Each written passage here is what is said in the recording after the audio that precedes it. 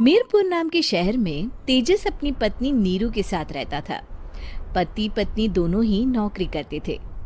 एक दिन तेजस गांव अपनी माँ के पास फोन करता है। हेलो, प्रणाम माँ।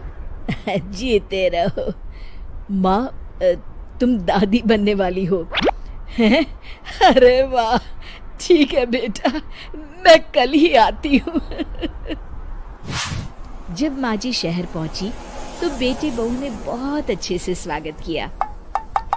लीजिए माँ जी, चाय। अरे गर्मा गर्म पकोड़े ले आओ माँ के लिए। नीरू रसोई में गई और 2 मिनट में ही पकोड़े ले आई।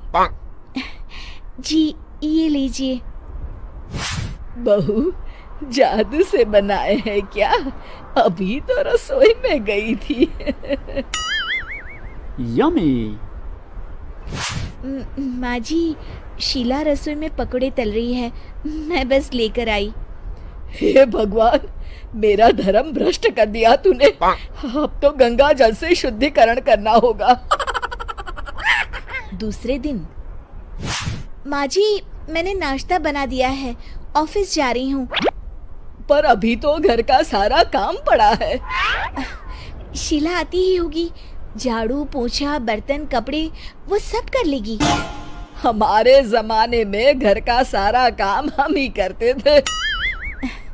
जी माँ जी, आप बहुत होशियार हैं, मैं घर ऑफिस दोनों नहीं संभाल पाती। तो जरूरत क्या है घर से बाहर जाकर चाकरी करने की? वैसे भी घर का काम खुद करने से घर में बरकत आती है, समझी? पर माँ जी।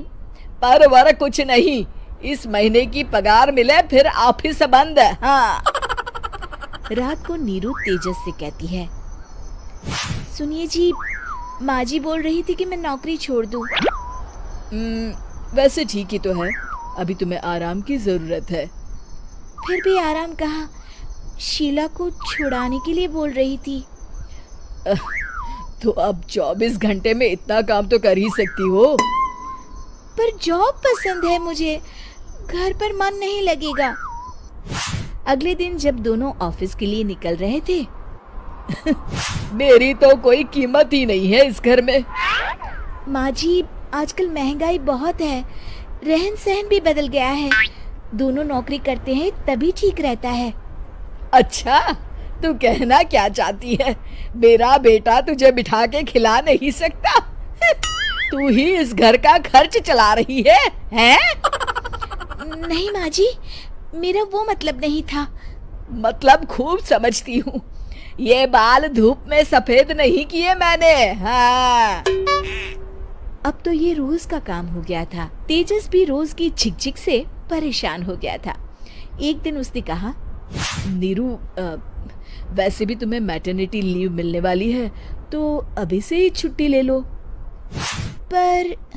पर क्या, मेरी सैलरी अच्छी खासी है। आखिर नीरू ने रिजाइन कर दिया। जब बच्चा हुआ तो घर में सब बहुत खुश हुए। कुछ दिनों बाद तेजस फाइल देख रहा था। क्या हुआ तेजस, कुछ परेशान लग रहे हो? हाँ, वो हमारी जितनी सेविंग्स थी वो तो हॉस्पिटल में और छठी के फंक्शन में खत्म हो गई है नीरू। और अभी वैसे मंदी चल रही है तो मैं बोल रही थी कल मुन्ना को हेपेटाइटिस का टीका लगवाना है। नीरू, क्या पोस्टपोन नहीं कर सकते? नहीं जी, बिल्कुल नहीं। अब तेजस को समझ में आ रहा था कि उससे गलती हुई है। पैसों की कमी का असर घर के माहौल पर भी पड़ रहा था। अगले दिन, बेटा मेरा चश्मा और ये दवाइयाँ ले आना, पर्चा देते हुए माँ जी ने कहा। जी। तेजस, मुन्ना के लिए दूध का डिब्बा और डायपर भी ले आना, और ये किराने के सामान की लिस्ट है, इसे भी लाना है। तेजस गुस्से में लिस्ट मरोड़कर फेंकता है और चिल्लाता है, पैसे क्या पेड़ पर उगते हैं? ये ले आना, वो ले आना।